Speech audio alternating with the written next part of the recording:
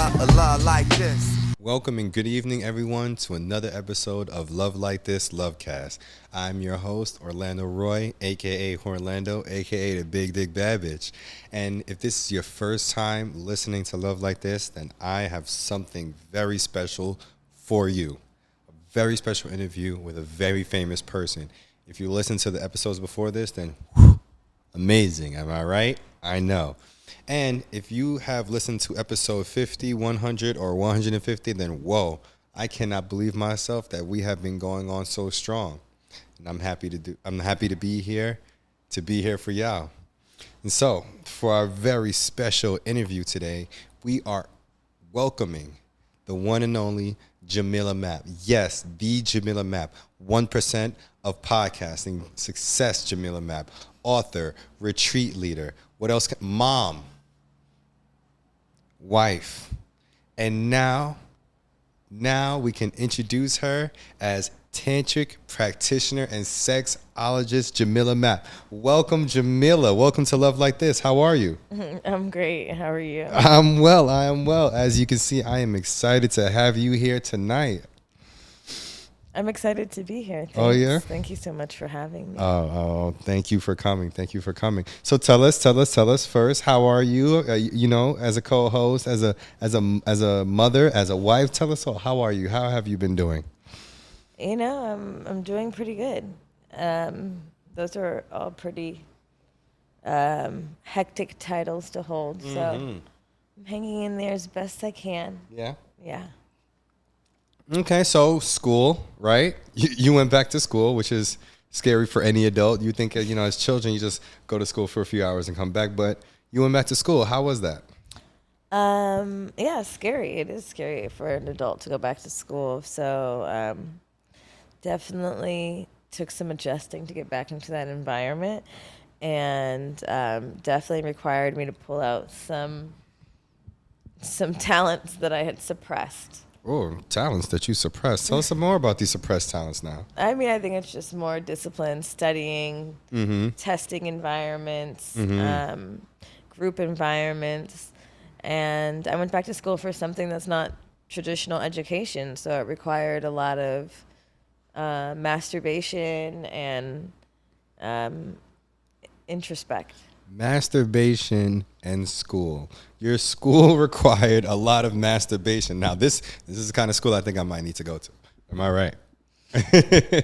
So, schooling and motherhood, two things that are never easy, right? And we usually hear this when you're already a teenager or a college mom. But you are a full-fledged grown woman back in school at the same time while your kid is in school. How is it just navigating both, being a mom and a student? Once again.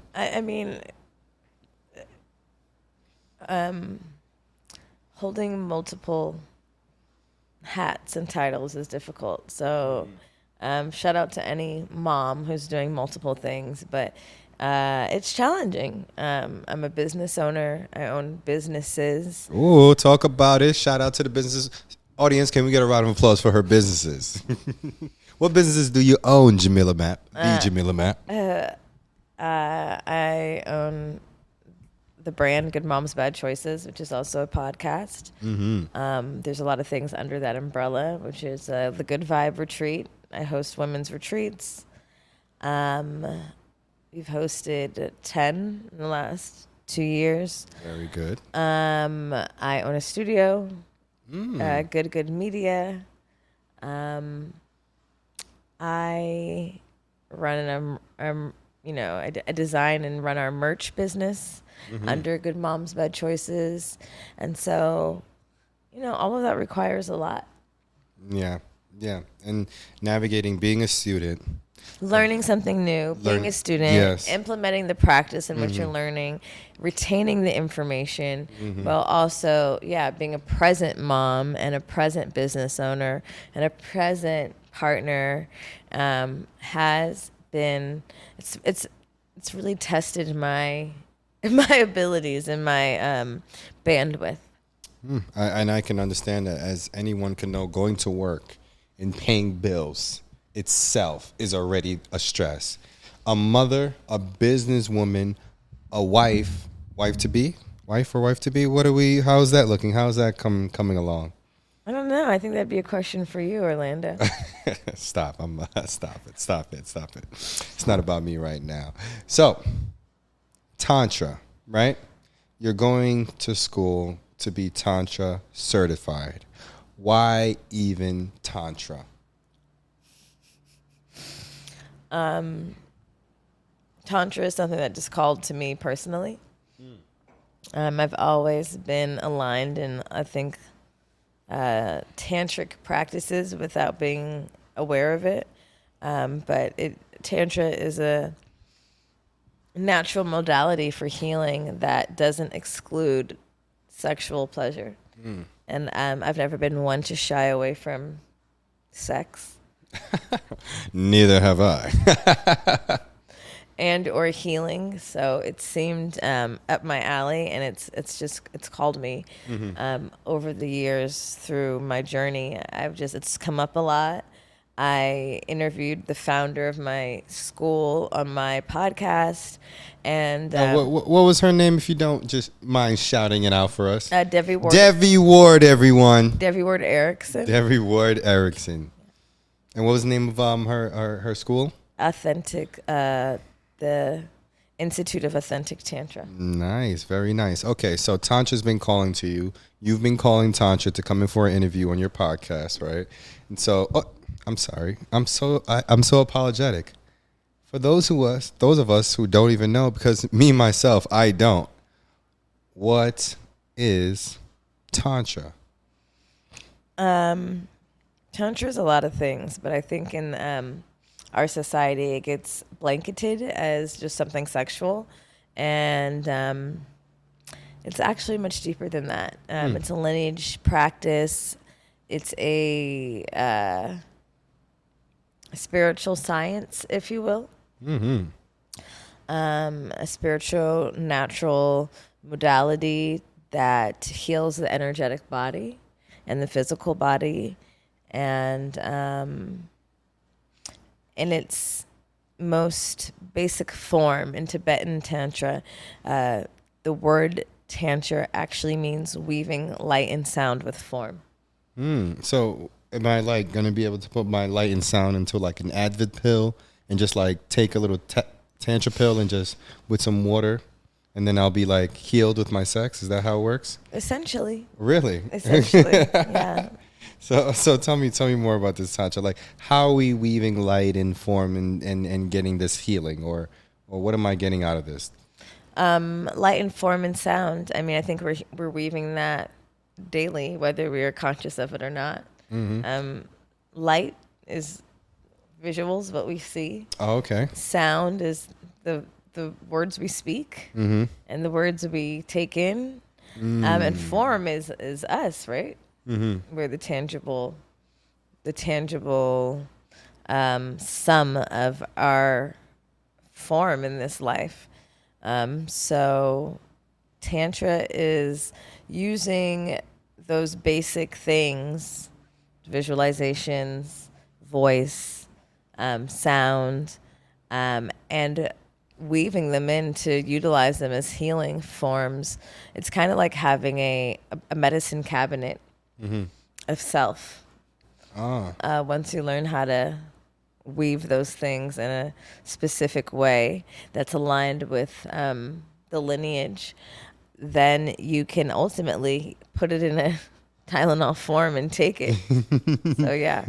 So you mean to tell me, right, that the things that are going to get to my healing are so basic, they are based on my visuals, the things that I hear, and just moving my physical body, right? Yeah. Are the pharmaceutical companies going to be coming for you very soon? Because, if healing is just this easy, then it's got to be an issue, like for somebody. Probably. Yeah. I wouldn't doubt that. We live in the nation of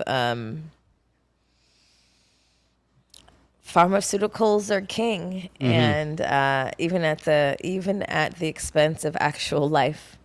So learning to heal yourself through basic formats has been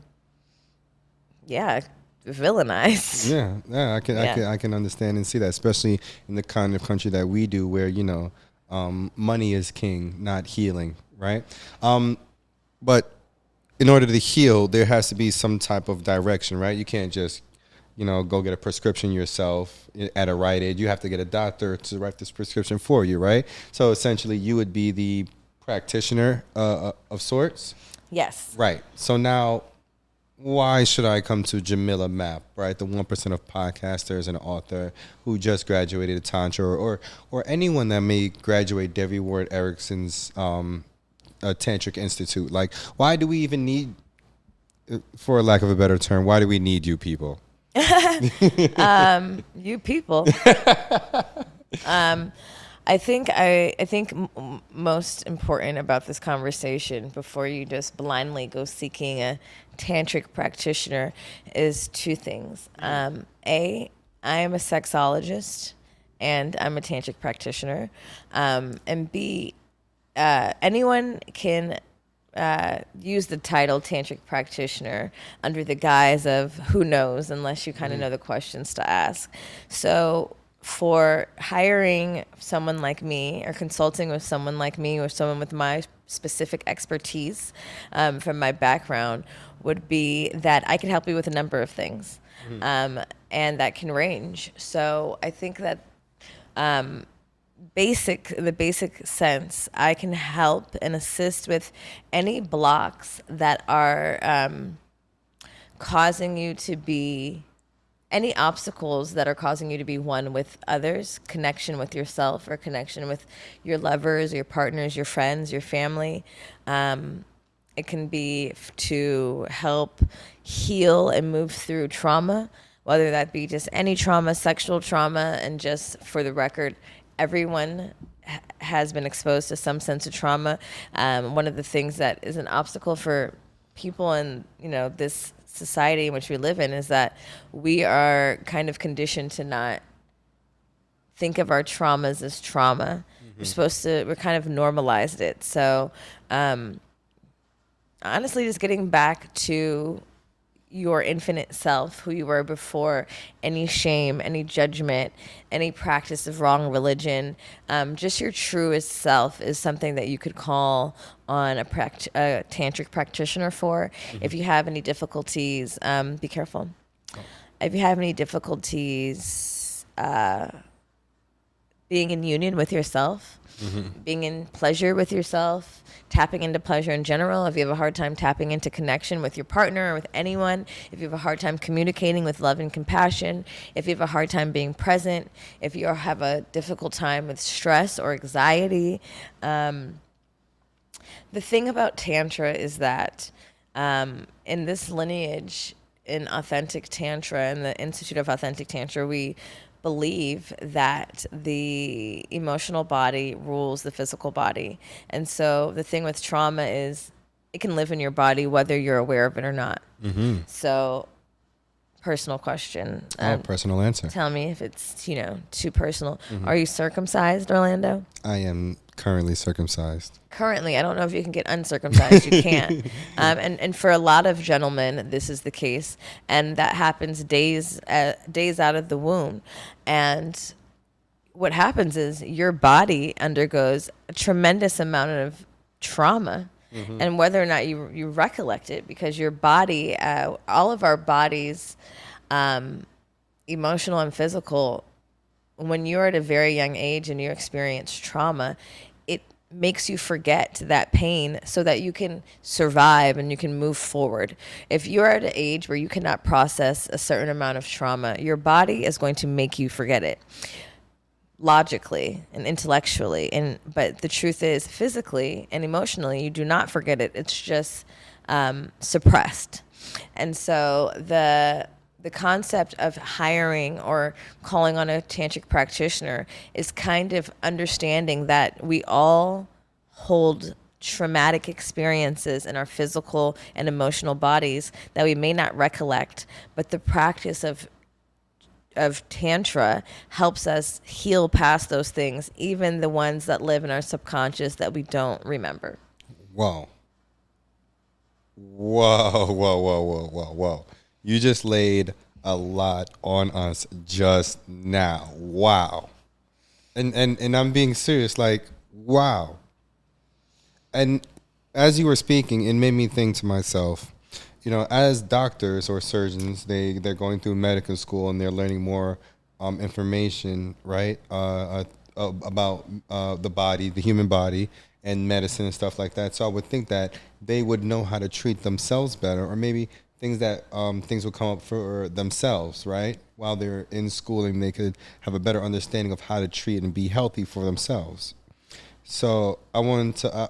It just crossed my mind, of course, and even when you asking me about a personal question about my own traumas and stuff like that, has anything like come up for you, or not even come up for you while doing this school of healing, but you think of a way like, I can finally use this, just for yourself while like you were in school and learning, like any practices come up that made you go, you know what, this will be useful just for myself personally. Absolutely. I mean, everything I've learned has been beneficial and I've utilized in my personal life. But I think in a society that weighs so heavily in the medical field and the administrative and the authoritarian and in the white supremacy and in the titles, it's very easy to give all of your common sense to someone who is wearing a white coat or has invested $200,000 into medical school. But Tantra has given me insight on how I show up in the world, and how the way I show up and have shown up is directly tied to the trauma I may or may not recollect. And, just touching on the fact that I'm a sexologist and I'm a tantric practitioner, is that a lot of times, you go to a therapist or you go to a medical doctor and maybe someone's suffering from erectile dysfunction or premature ejaculation or, something physically, sexually limiting, or it can seem that way. A lot of times a doctor is going to give you all of the scientific, logistical reasons as to why this is happening, but they may not be able to say, what was your first sexual experience, and what were the feelings that came up with that? Or has someone said something negative about your penis, or there's a time you felt shamed or judged, or like you were exploring your body and you were not supposed to. Shame. Those are things that like a medical doctor or maybe even a therapist, a normal, regular therapist, are not going to actually address. But these are things that all of those things coincide with how you perform and how your body responds in an intimate situation, whether or not you're able to be present with your partner, whether you feel connected with yourself or with your partner. But if you are someone who maybe just for instance got caught masturbating at an early age and was reprimanded. Well, I am someone, for instance. That happened to you? I was caught, not reprimanded. My mother kind of acted like it happened. Which may be better than, reprimanding you. But I think for me, I had a very vague early experience where I think I was humping a friend or something. And, which I also realized has to do with some other things that I've suppressed, some other trauma that I suppressed. But basically being in this institute that kind of sheds light on all of the things that happen to you without ignoring it or without acting like they didn't happen because it's too much to discuss or it's something we don't want to discuss because it's uncomfortable.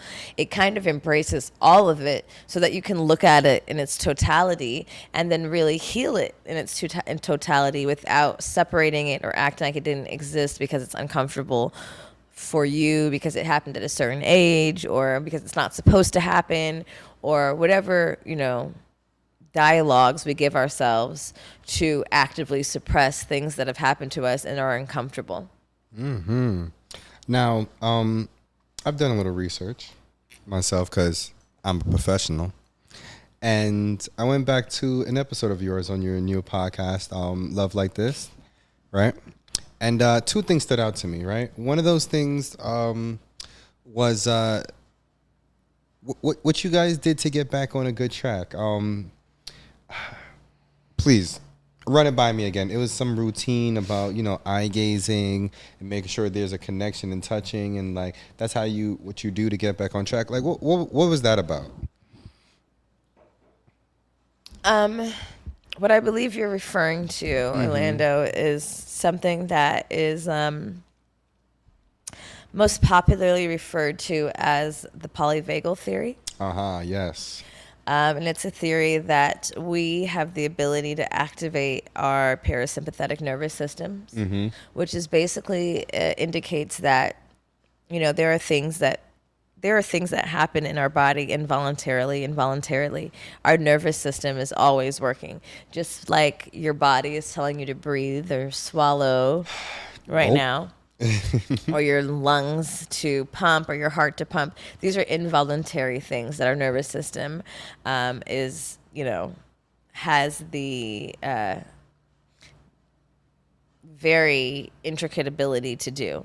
We are all computer systems in the most basic form. We get the beautiful opportunity to show up in this lifetime tangible and tasting and touching and generally we're just souls, we're spirits, we're energetic energetic energies flying in abundance in an infinite universe. But in this lifetime we get the unique ability to touch and to feel and to taste. And I felt that touch just now. All these to utilize all these senses. And so with the involuntary and voluntary things, basically the polyvagal theory is that we have the unique ability to trigger our nervous systems into a relaxed state. So if I'm having a panic attack or something is happening around me, or maybe I come from an environment that I have so much trauma. I've come from a violent background that it's difficult for me to exist in a place that's peaceful or in a rest or digest parasympathetic nervous system. And so maybe you're my lover and we're arguing. And during arguments, it's easy to become distant with your lover. But the polyvagal theory says that there are 5 things that activate your rest and digest, and those are touch, eye gazing. Currently eye gazing. They're soothing sounds in the ear. Maybe I'm talking to you softly. It's also ingestion, so it's just opening your mouth. Even telling your body you're about to eat or drink. Drinking water, deep breathing. So those are the things that can automatically activate your parasympathetic nervous system. And even there's a modality by a woman named Carla Tara that we use pretty heavily in school, that actually I was using a form of it before going to this institute. Are you about to talk about what I'm thinking? Are you about to talk about the Mila Moans, Ocean Breaths? Yes. Yes, this is definitely the second thing I was going to talk about in my research of your episode. Yes, this ocean breath and the importance in the Mila Moans. Sorry, I didn't mean to interrupt. I just got so excited. Mila Moans, ocean breath. Please continue. So, there is a woman named Carla Tara came up with this modality that is basically utilizing sound and breath to regulate your nervous system and to activate your parasympathetic nervous system. And basically it's just a deep inhale while exhaling and going to like a low, starting high and going low and keeping your mouth open.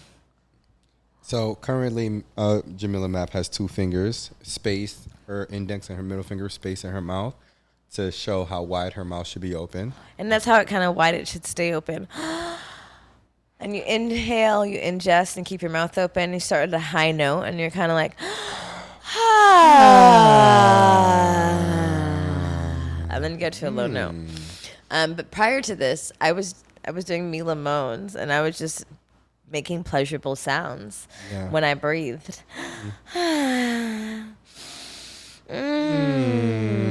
And what I realized was, as humans, we kind of don't allow ourselves or each other to say non-human words.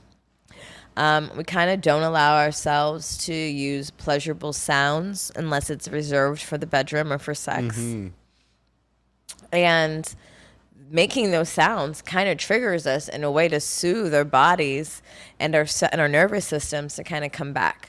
And so these are just a couple of things that you can do alone or with a partner that kind of trigger and activate your parasympathetic nervous system so that you can kind of remove the guards and also remove, especially in a fight or an argument where you're feeling separate from someone, coming back to connection with yourself or with your partner. Oh, there's some water behind you. Yeah, our assistant Luna, she got you some water. I drank it. Oh, you drank it up? Well, there's some more wine. Are you okay right now? Are you comfortable? Because I want to let you know that I'm very comfortable sitting here with you right now. And I also want to know, is comfort like a thing? Is there a certain kind of like personality you need that you feel is the best for like someone in Tantra? Like, you want to have a strong firefighter. You want to have a brave policeman, right? You want to have a very experienced doctor, right? I feel like coming from somebody in a Tantra space, you want to have somebody that can bring you comfort, right? You think about sex. I want to be comfortable with my sex, right? How have you felt connected to Tantra in that way, in that level of comfort? Like, do you feel like your personality like gravitates to this and like calls to this? Because it's one thing to just know the other education, but to also go out and want to teach and help other people. Do you feel like that calls to you? I definitely think there's an embodiment. I think there's a real sorry. There's a real embodiment that needs to take place. And the thing about Tantra is that it's not all intellectual. There is a piece of Tantra. It's magic. It's mystical. It's sexual. It's an energy that requires you to embody the lessons and practice the lessons, not just understand them and speak to them.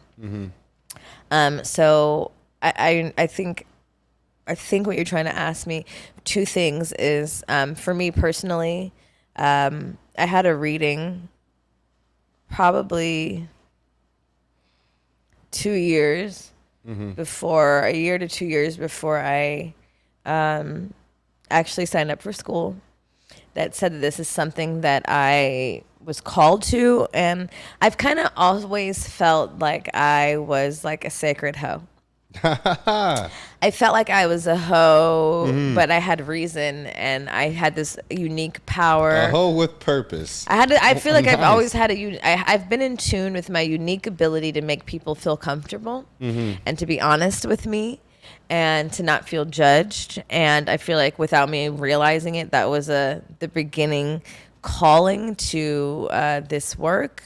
But ultimately, like I said, I was doing Mila moans before I was introduced to this work. And so there are things that I think we all have that are inheritant. And I think we kind of forget about that. What are our natural abilities? What are our natural intuitive callings? And for most people who, have been strong hoes in their 20s, they may not have thought like, this is my work, But for me, I felt like there has to be something more to my ability to connect with people. But I do think that if you are looking for a tantric practitioner, there are some things that you should ask. and some things that you should be aware of. And I think those things are the history of the Tantra in which that practitioner is teaching. There is a lot of neo-Tantra, which is heavily based in sex, which can look like sex work, which can look like showing up in the guise of Tantra, but it's a happy ending. So I'm not here to, shed judgment, but I do think it requires that you do a lot of research on what Tantra actually is, because it is very sacred. It is very deep. It is it is much bigger than just sex and a happy ending. In fact, there really is no happy endings unless you're doing it to yourself or your partner. But overall, for me, what called me to this institute is that it's lineage based.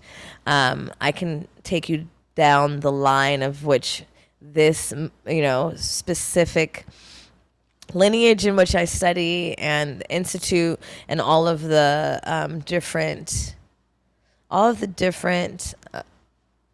traditions that I've adopted through this specific study and where they come from, and not just, fucking Joe Schmo from fucking Minnesota went to yoga camp for 14 days and now he's come back and he's renamed himself Ja's son, and he is starting, his tantric camp in Minnesota with Mother God. Yeah. So wow, yes, but these are real things that's happening, and this is how I want to know, just like who you are as a person in the Tantra space, and the type of people that would be there, because I've heard you say connection multiple times, and understanding people and energy, and just the words that you're saying, it's just really sounds so like deeply rooted in the sense of the education, but also where it hits the person.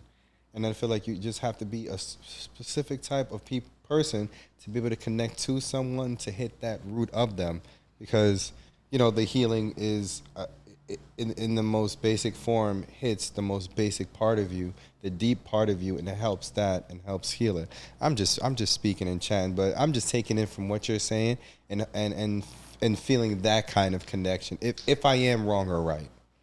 Well, what I think you're trying to say is, in Tantra we call it primordial wisdom. And primordial wisdom is the things you know and you don't know why you know them or how you know them, which is also known as your intuition. Intuitively, we all know who we are, but then we are born into a society that tells us that's not enough. It tells us we don't know. It tells us that we need to go to institutes and get special pieces of paper. It tells us we have to go a certain direction that is just not our calling at all.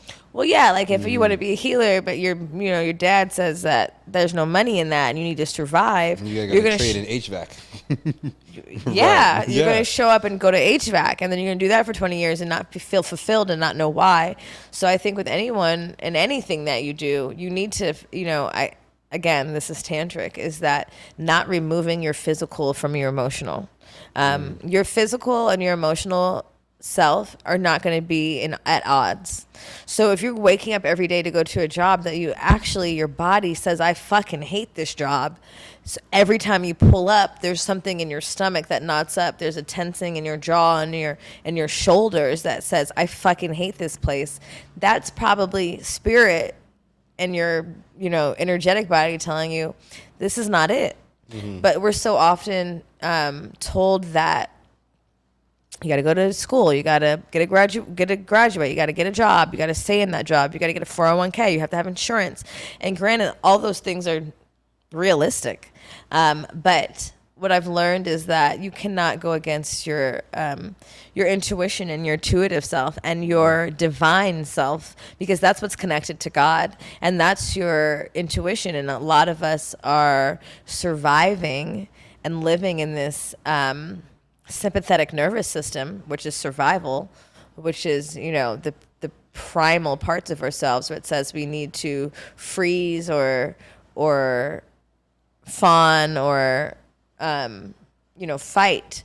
But the truth of the matter is, when your body and your spirit are aligned, and we have the tools to identify what that feels and looks like. And then not only do we identify what that feels and looks like, but then we make decisions in alignment with our bodies and our spirits, then everything else lines up. Mm-hmm.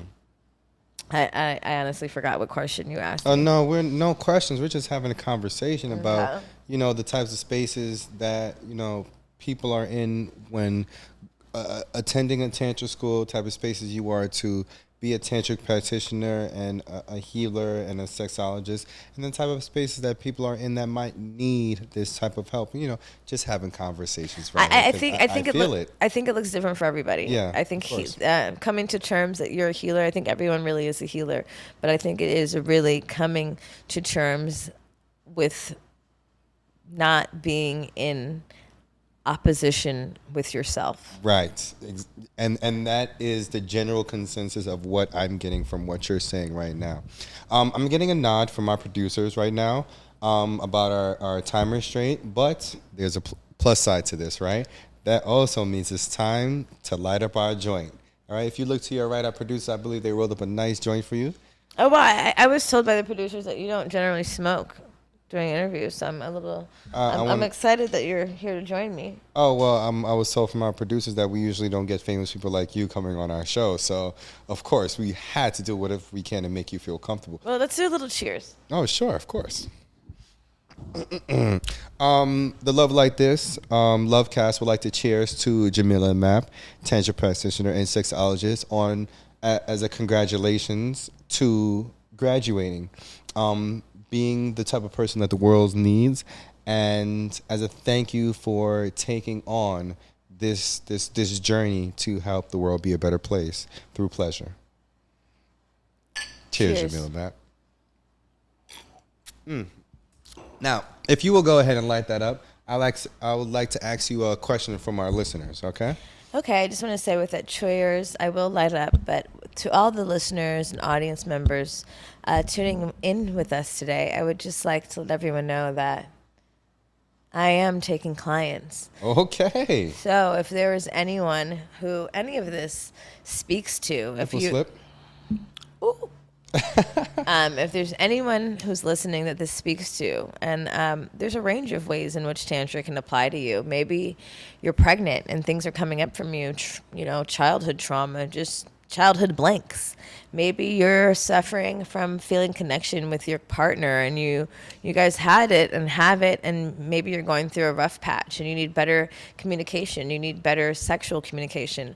Maybe you're single and you need to learn how to prepare yourself for when your partner comes, and you need to learn how to better connect with your body and your own pleasure, and you're struggling with that. And maybe there's things there that you don't recall, and maybe there's things that you do that are maybe sexual, maybe non-sexual, maybe abuse from a past relationship, maybe abuse from childhood.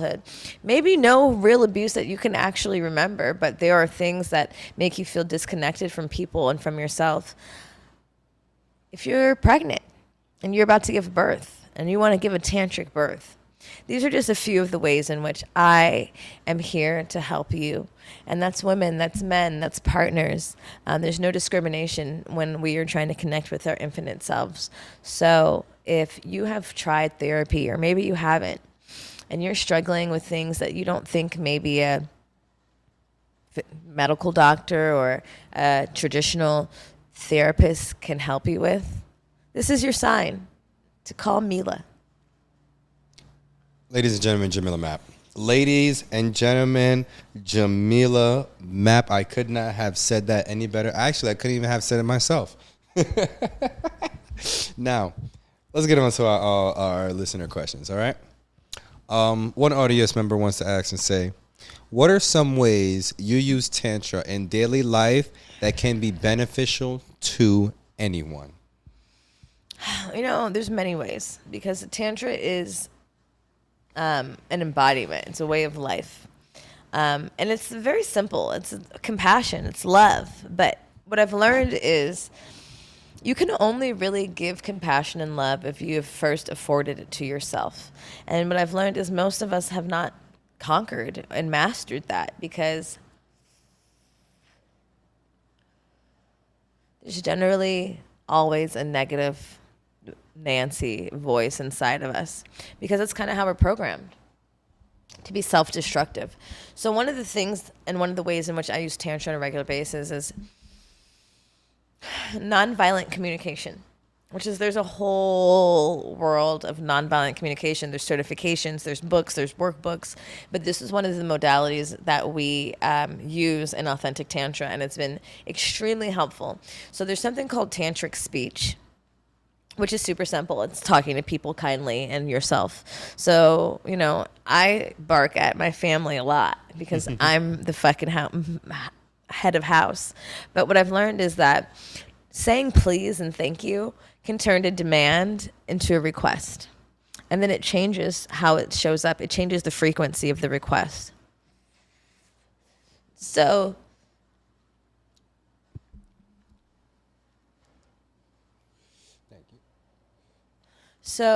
tantric speech is, it's to be applied in the bedroom, but it's also to be applied in day to day. But first, it's to be applied to yourself.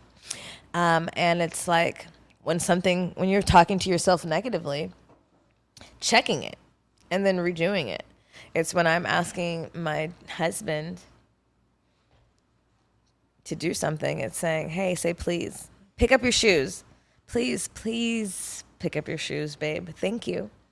And it changes, honestly, the frequency in our household. And it changes the frequency and the energy between my partner and I, my daughter and I, and just the frequency and energy that we give out, period. And then that can also be applied when you master that, when you're talking to yourself, to the people close to you. And then in the bedroom, and, we can start with can you please massage my hand? Thank you. Can you apply a little bit more pressure? Oh my God, that's exactly what I needed. Thank you. And this is where the nonviolent communication comes in, because what I've noticed in the, studying nonviolent communication and really studying my own pleasure is that most of us are not in alignment with what that looks like or what that feels like, because we're so used to going, and giving. It actually requires a period of study of self to be like, what actually is pleasurable to me? What feels good to me? So one of the things is observing your feelings, whether you be mad, whether you be angry, observing it without judgment, just like, how do I feel right now? And then identifying that feeling. So, you know what? I think I'm sad. I think I'm upset.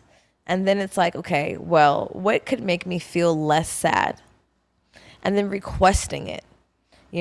It's taking the responsibility from someone else to make you happy and bringing it back to yourself. Observing the feeling, identifying the feeling, requesting the thing. What is it that I need? Without putting it on someone outside of you, because ultimately we're all responsible for our own feelings. So I hope that wasn't too much to digest, but it's really about a deep observing and studying of our own pleasures, what they are, what they feel like, and then going the extra mile of doing what it takes to embody that level of pleasure. Well, they did ask for something that they can use in their daily life, and honestly,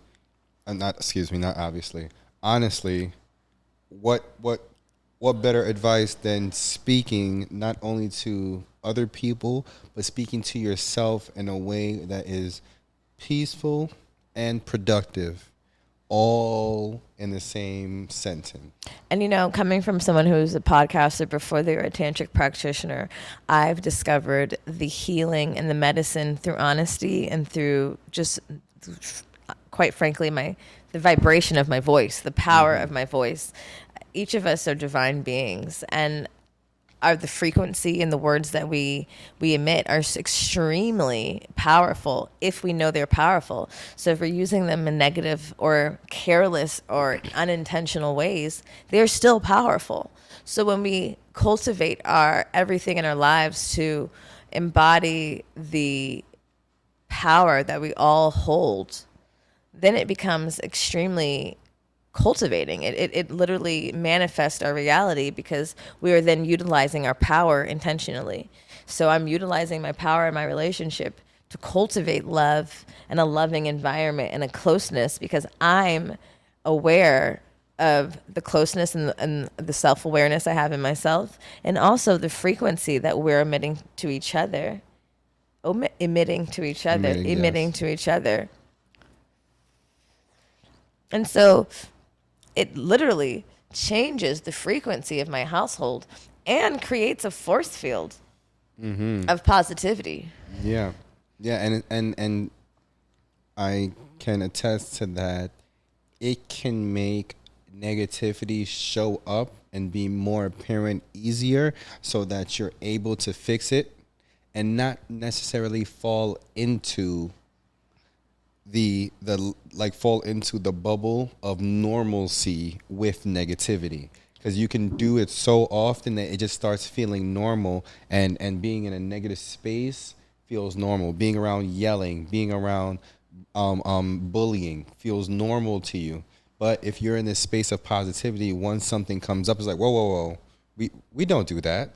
We don't speak like that. We don't do that here. And then you return to the normalcy of peace and positivity in your space. You know, one thing I'll say is, yes, this program has brought in that so clear. Growing up in a household where it wasn't super lovey-dovey, in fact, talking shit is our love language in my hostility. Yeah, hostility is a normal like what's up, ugly? Like, you know, it's loving, but it was not normal to be overtly and overly positive and affirm each other, you know. In fact, it was so not the norm in my household when I'd be around people whose families do it. Oh, I was just about to say that. When you see the other families, it's like, look at these weirdos. It makes me uncomfortable. And it's like, this is cringy. And it took me having a child. Even having a child, it takes me to work out of that. And what I learned is, and this is so important and like imperative for Black people specifically, is there is a book called Post-Traumatic Slave Syndrome.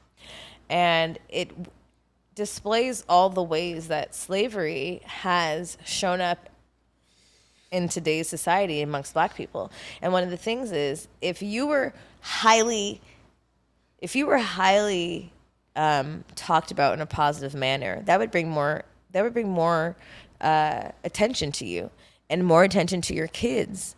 And so if you're enslaved, and attention to your family or to your family members could come with huge repercussions, or maybe they could be taken away or sold or put in the house or raped, you are going to be like, oh, you know, Johnny, he's so stupid. He's so dumb. Oh, you know, she's so bad. He can't do that well. He got to be out here next to me because he needs supervision. And when I read this in the book, I was like, whoa, I do that. Not realizing, like, oh, how's Luna?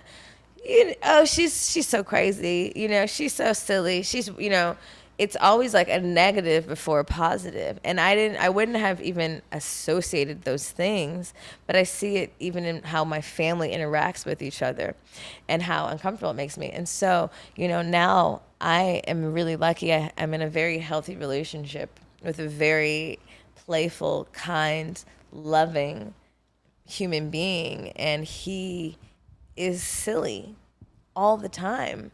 And I thought I was silly and playful, but he is even more of a big kid, and he's also very much a hopeless romantic.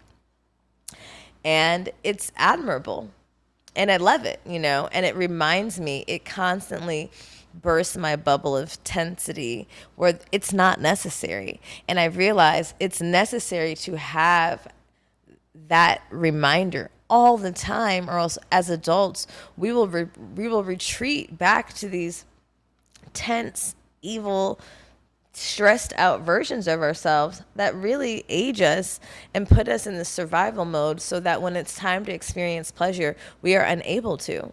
And so I forget, and I remind my clients that cultivate a love that is so motherfucking cheesy. So cheesy that even when your partner does have an attitude, You're like, we'll be back. Yeah. Because the love bank is so high in deposits. So the more you can I'm sorry, Jamila Mapp.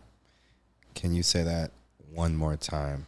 exercise extreme bouts of playfulness, of love, of over romanticizing your love and your life, and being so fucking cheesy romantic that when shit does get attitudey or murky, because it will, because we are humans, it is easy to ignore it and to let it ride because your love deposits are so high.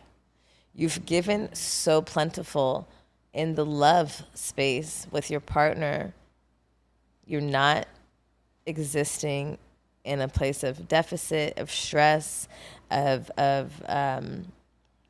anxiety, because you're constantly reminding each other to play and to be romantic and to kiss and to do all the cheesy shit. And this is really, truly like, shout out to my lover, because it's a constant reminder in my life to chill the fuck out and to kiss and to hug, because he is so playful and fun and ridiculous and annoying. But I need that. And I think we all need that. But we forget and we take ourselves too seriously. And it's like, I didn't get in a fucking whole ass relationship to not be in the fucking rom-com I dreamed of. Mm-hmm. I still want to fuck, you know? I still want romance. I want to be kissed. I want to be undressed.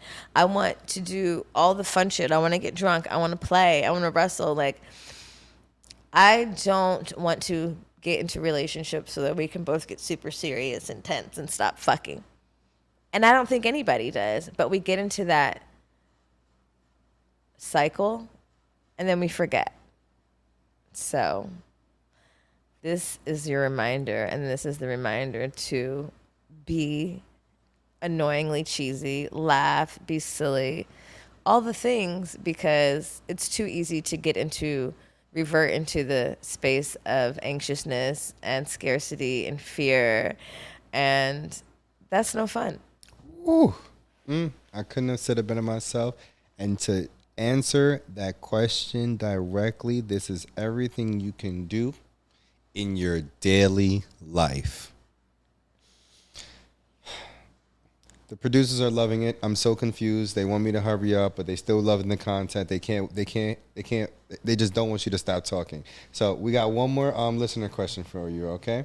This person says, Jamila Mapp, they are your number one fan, and they just want to send you a lot of love, right? And the question is, how can Tantra benefit relationships? And I feel like you've probably answered this question many ways tonight, right? But to answer this young listener right here, how can Tantra benefit relationships? I just think Tantra has the ability to really ground you in your heart space and allow you to disarm and connect. And as someone who is loving but with a lot of boundaries, it has disarmed me and made me hyper aware of the ways in which I can put up, a lot of walls, and it really helps connect back to your partner, and connect back to yourself, and allow you to live a more full relationship and more full life. Yeah. Wow. I know you're a busy and famous woman, so I don't want to take up any more of your time. I do want to say thank you, though. I want to say thank you for your words. I want to say thank you for your sentences. I want to say thank you for your thoughts. I feel like I have enjoyed this conversation, but who am I? Nobody, right? I hope that everybody that hears that come across this conversation really, really takes something from it, and also really takes your information and calls you up. And where can they get that information and find you, Jamila Mapp? Well, you can find me on Instagram at Mila, MILAH _Mapp. And, oh no. Help. Just put it down. You can find me on Instagram at Mila, MILAH _Mapp, 2 P's. You can pick up my book, A Good Mom's Guide to Making Bad Choices, at any bookstore. And you can find my lover / interviewer and I on Hoochie Mom and Dad on Instagram. Now, you may not have a sexologist like this, tantra like this, or even a conversation like this, but you can have a love like this. Good night, everyone. But a love like this.